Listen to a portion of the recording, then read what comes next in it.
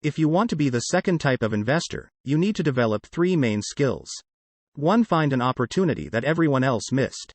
You see with your mind what others miss with their eyes. For example, a friend bought this rundown old house. It was spooky to look at. Everyone wondered why he bought it. What he saw that we did not was that the house came with 4 extra empty lots. He discovered that after going to the title company. After buying the house, he tore the house down and sold the 5 lots to a builder for 3 times what he paid for the entire package. He made $75,000 for 2 months of work. It's not a lot of money. But it sure beats minimum wage. And it's not technically difficult. 2. Raise money. The average person only goes to the bank. This second type of investor needs to know how to raise capital, and there are many ways that don't require a bank. To get started, I learned how to buy houses without a bank. It was the learned skill of raising money, more than the houses themselves, that was priceless.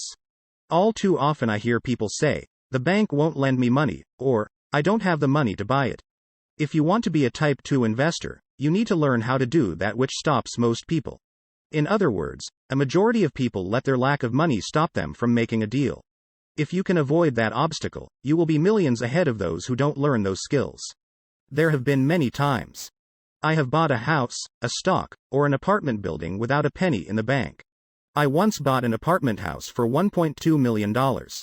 I did what is called tying it up, with a written contract between seller and buyer. I then raised the $100,000 deposit, which bought me 90 days to raise the rest of the money. Why did I do it? Simply because I knew it was worth $2 million. I never raised the money. Instead, the person who put up the $100,000 gave me $50,000 for finding the deal, took over my position, and I walked away. Total working time, 3 days. Again, it's what you know more than what you buy. Investing is not buying. It's more a case of knowing. 3. Organize smart people. Intelligent people are those who work with or hire a person who is more intelligent than they are. When you need advice, make sure you choose your advisor wisely. There is a lot to learn, but the rewards can be astronomical. If you do not want to learn those skills, then being a type 1 investor is highly recommended.